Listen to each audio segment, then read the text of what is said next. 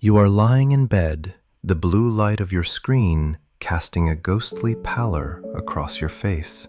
You are scrolling through a feed of faces, some you know, some you used to know, and many you only feel like you know. You see a wedding in a city you've never visited. You see a vacation you didn't go on. You see a joke shared by a person you haven't spoken to in 3 years.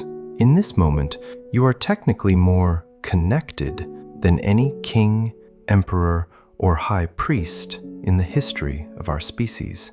You are holding a portal to the collective consciousness of 8 billion people. And yet, the silence in your room feels heavy. It feels physical. It feels like a rising tide. There is a specific modern agony in being surrounded by people digitally while remaining entirely alone physically. We have been told that the antidote to loneliness is connection, and so we have pursued it with a frantic, obsessive energy. We have built a world where we never have to be out of reach. We have optimized our lives for friends, followers, and contacts. But we have made a fundamental category error. We have mistaken access for intimacy. Digital intimacy is like salt water. To a thirsty man lost at sea, the ocean looks like the solution. It is vast, it is blue, and it is everywhere. But the more you drink, the thirstier you become. It mimics the thing you need while actively dehydrating you. It provides the sensation of connection without the nourishment of presence. And as we drink deeper from the digital well, we find that our 1,000 friends. To understand why this feels so off, we have to look at our hardware. As Yuval Noah Harari and others have noted, Homo sapiens is a tribal animal. For nearly all of our 300,000-year history, we lived in groups of no more than 150 people.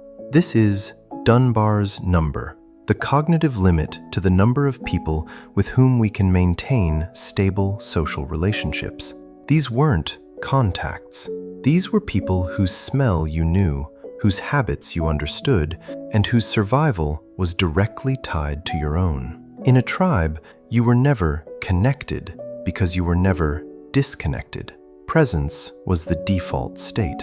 Today, we have broken the tribal boundary. We have replaced the tribe of 150 with a global network of millions. But the human brain hasn't received the update. Your nervous system is still looking for the tribe. It is still scanning for the subtle cues of physical presence, the dilation of a pupil, the change in a breathing pattern, the micro shifts in body language that signal safety and belonging. When you interact through a screen, you are sending your brain empty calories.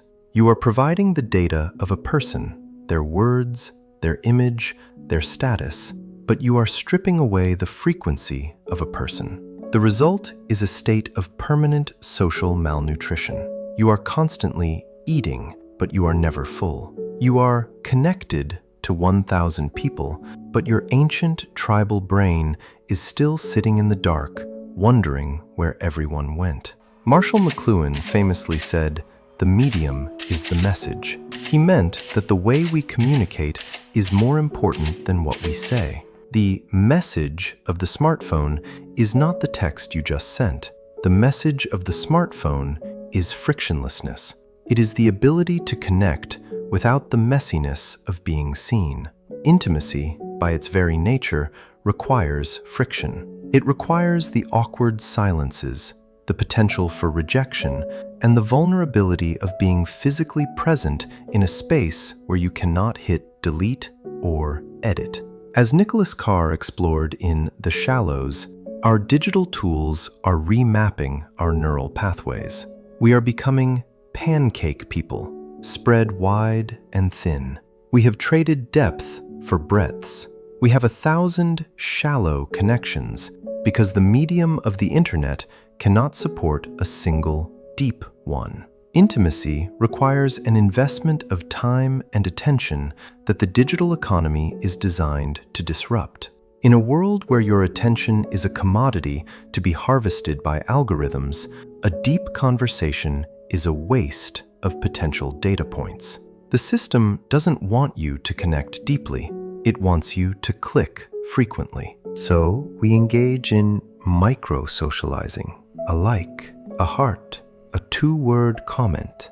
We are tossing pebbles into a void, hoping to hear a splash. But the splashes never come, because there is no water at the bottom, only more void.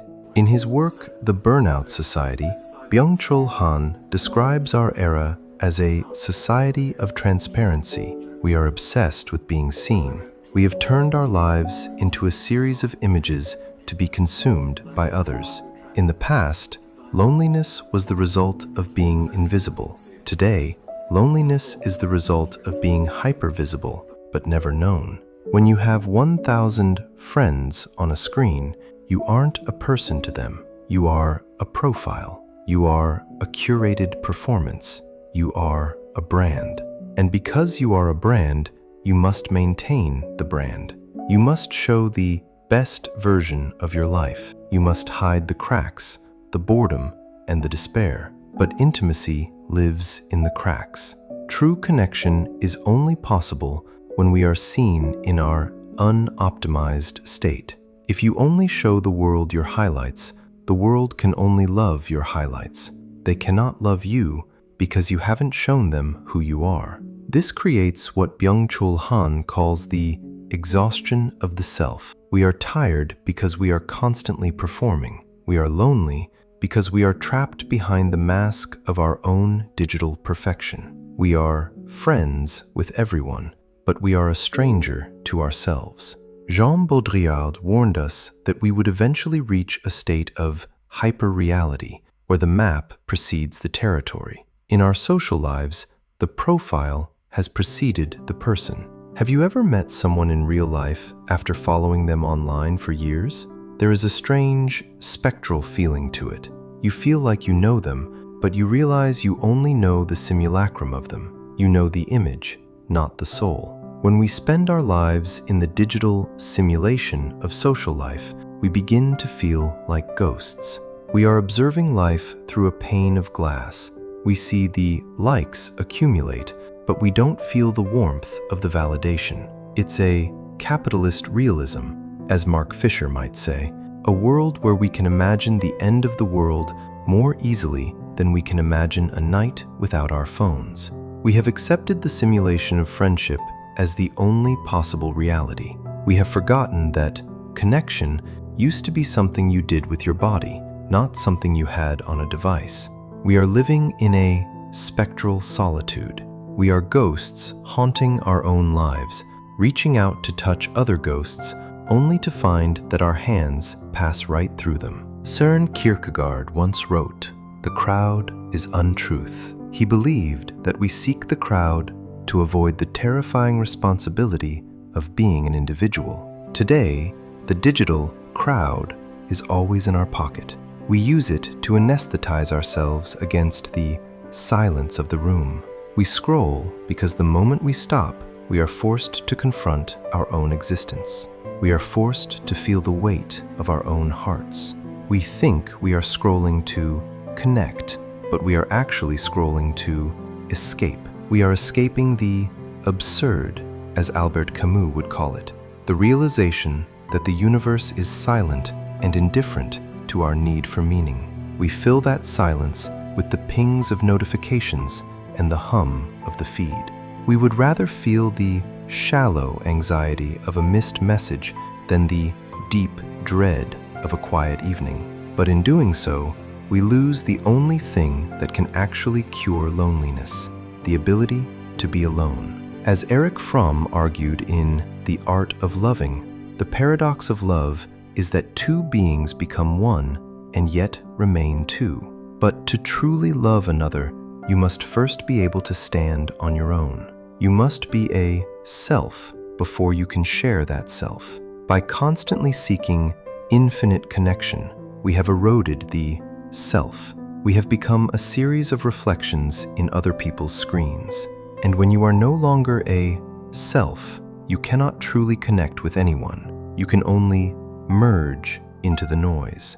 So, why does 1,000 friends make the silence heavier? Because every like that doesn't lead to a conversation, every follow that doesn't lead to a meeting, and every view that doesn't lead to a shared experience is a reminder of what is missing. Each digital interaction is a tiny, glowing testament to the fact that you are sitting alone in a room. It is a measurement of the gap between the world you were evolved for and the world you are currently inhabiting. We are not going to fix this by deleting our apps.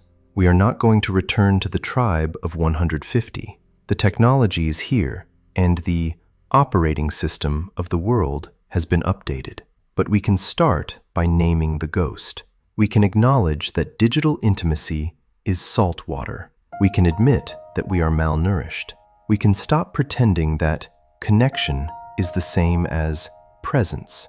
The cure for the loneliness of infinite connection is not more connection. It is better disconnection. It is the willingness to let the phone die. It is the courage to sit in the silence of the room until the silence stops being a threat and starts being a space.